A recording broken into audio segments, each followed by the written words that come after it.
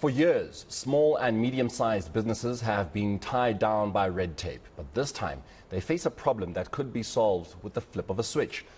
Well, in previous years, SMMEs could upload various document formats to the Companies and Intellectual Property Commission's annual returns system.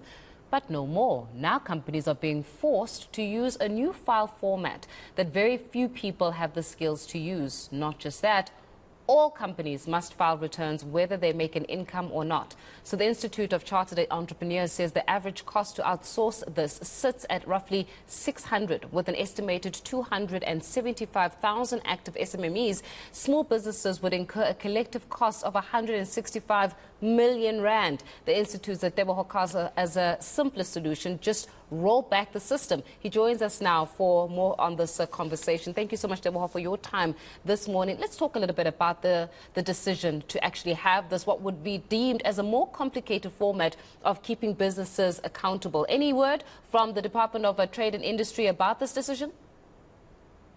Nope, none whatsoever. And we aren't very much surprised because, in fairness, the department doesn't seem to be responsive or agile enough to respond to such queries. We've been thrown from pillar to post. Know that they've got an acting DG, but we've been through all layers of the department, and so far we haven't had any joy. The closest we've had was a response on Twitter from the Companies and Intellectual Property Commissions themselves, just responding and saying, look, send us the problem and screenshot, let's see, and then we'll come back. But that is about as much as we've had. So far, nothing. So what would solve this problem, Mr. Khas? Look, there's two ways that we believe this problem can be resolved. First of all, is just to reverse the new requirement and reverse to the previous system, which didn't require all this complicated information to be disclosed. Because in the past, all you needed to do was just to put in a figure insofar as how much revenue you would have made in that year under review. And that would be all. And then you would be able to pay the annual lodgement fee, and then you are good to go. But now the department ostensibly says they use this new system to try and to update their information in terms of the financial operations of all companies, including small ones, and just complicates the whole thing. In fact, even the new system, it was working. It did work briefly. I remember filing on behalf of somebody their returns, and but after that they just switched. They just flipped back to requiring you to make submissions or attach a file in an XBRL format. You know, when you're speaking about this kind of complication right now, can SMMEs afford it? We're already sitting in a situation in this country where, what is it, every 5 years or within the first 5 years, 3 out of 5 businesses actually fail, so they don't even make it to 5 years. We're also sitting with an SME problem here where COVID-19 has really taken a hold of these small businesses where they can't even make a profit. And now we're saying in order for you to remain compliant, let's add on to, the kind of the hoops that you need to jump into. But can SMMEs afford? Certainly not, and I'm glad you're raising that because the SMEs have been on the receiving short end of the stick since even before COVID. With COVID, it just compounded the issues. The riots just made it even worse. More and more SMEs have been shattered. Now we only see now some green shots where people are busy dusting themselves off and saying, okay, let's get up and get it and be resilient and try and restart. But just as people are about to restart, then the new regulatory burden gets to be imposed. And SMEs cannot afford any more regulatory burdens to be imposed on them. And the irony is, it will be a year next month on the 10th when the president announced last year in February the appointment of Mr. Sipho Ngosi as a regulatory czar. In other words, he was ostensibly employed to look at removing red tape. But here we are, we see more red tape rather than less red tape. Mr. Khas, I know you said the initial solution would be just switch back to something that worked previously that didn't have to cost us 600 rands, right?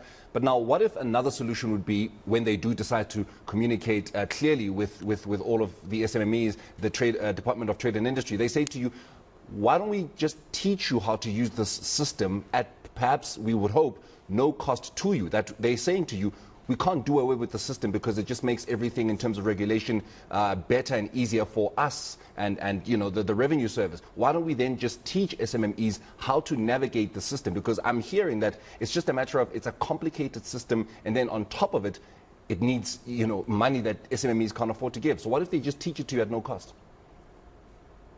Let me clarify something. The system is not complicated. It is a requirement to attach a file in an XBLR format. In other words, you must convert an Excel spreadsheet or any other form in which your financial information is stored into an XBLR extension or a file format, which most SMMEs don't have. In fact, I don't even know how that XBLR file format works. So in other words, then you must just take the same information you in an Excel spreadsheet format, send it to somebody, and then they convert it to an XBLR format. They don't do anything to your information. They just convert it and save it as an XBLR format. It's like converting a file from Word to PDF or Word to WinZip. And you pay $600 for that, even 6 times more than what the filing costs. The filing is about 100 rand. It's not much, but it's just the added cost and layer. But if they put the same requirement for the financial accounting sustainability information requirement on the system without the need of attaching a file, it is simple and straightforward. All you need to do is just give them the information, who's the people who are filing your information, their details, and explain whether your memorandum of incorporation requires you to submit or not.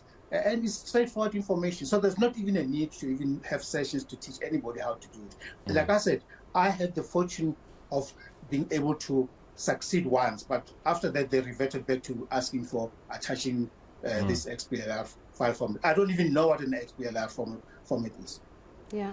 You know, Teboho, as you're speaking about this within the realm of small businesses, it further gives question to those that are especially within government, and this has been an ongoing conversation about those that have never been entrepreneurs. Why do they put together legislation, regulations for entrepreneurs if they don't even link and are not even able to relate with the daily experiences of the entrepreneur? From a compliance perspective, it may theoretically actually look and sound, right? But from a practicality and implementation perspective, it's something that just makes it that much more difficult to penetrate the market, especially as a small business without any form of capital investment. And it really does. I really wonder, those that are able to put together compliance measures and regulations for businesses, have they ever been in business themselves? You've hit the nail on the head, Faith. We've always complained that why do you put communists to oversee a capitalist system? We've got a minister who's a member of the SACP, who has got no clue about running a business. He's never run a business in his life, having been a unionist himself. He's never been in an environment where he interacts or deals with SMEs. In other words, we've got a government that is not caring about small businesses, that does not care about what it takes. This filing, the compliance shouldn't even take you more than 10 minutes to do a filing. Log on to CIPC, submit and pay. Within 10 minutes, it should be done and out. But now you have to sit with the fact that because you're not complying, if somebody wants to give you business, they'll go to CIPC and check your details. But they say, but your annual returns are still outstanding, and we can't proceed with giving you this contract or tender or business because you're not complying, if that is one of the conditions. So, and it is not out of the small business's own choice, but because of government bureaucracy. That is unnecessary, and it is purely because we've got people who have got no clue what SMEs go through on a daily basis. Now, you're not getting any word from the Department of Trade and Industry, understandable, and this is, I'm just jumping on the point that Faith was making about people that are regulating businesses when they've never been in business. There is a whole department of small business development. Can you at least bring them into the picture, have a conversation with them, or are they too just deaf to your noise? Yes, we've reached out to this through the spokesperson. The minister, I've tried calling the minister early this week. My phone went to one, it was ringing first, and then I think I'm blocked now. But we never go to speak. But I spoke with a spokesperson who then referred me to some of the individuals, I think the private secretary or the chief of staff in the Department of Small Business. We've reached out to them with a request for them to intervene on our behalf. We do understand that this doesn't fall within their purview. It is within the DTIC's purview. but to say maybe minister to minister, there might be some traction that could be made. We've sent out that information on Friday or Saturday, I can't remember exactly. We're hoping that come Monday we'll get some response from the DTIC, but I mean from the DSBD, that's Small Business Development Department. But we're also not crossing our fingers, because our experiences in the same department, obviously under a different minister, was also actually left a lot to be desired when it came to COVID relief packages for small businesses.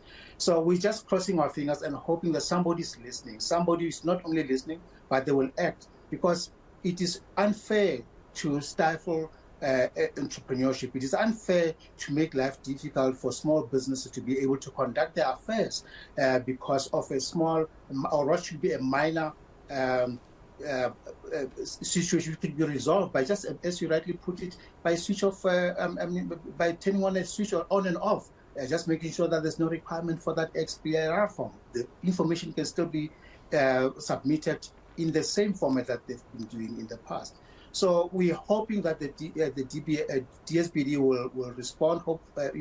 We're also hoping. I've spoken with a previous spokesperson for the company's intellectual property commission spokesperson. She also said she'll put weight to try and get her ex-colleagues to respond and attend to this. And if it's worth mentioning, the only response we've had was on Twitter, when somebody who managed that Twitter handle asked for us to submit screenshots. I was not the only one. I've seen many other people doing the same thing. I think we've submitted screenshots, but nothing has come through. Yeah, Teboho, more than anything else, I'm sure that there will be some kind of movement now that they've seen that you've taken your plight to TV. Teboho Kasa from the Institute of Chartered Entrepreneurs, much appreciated for your time this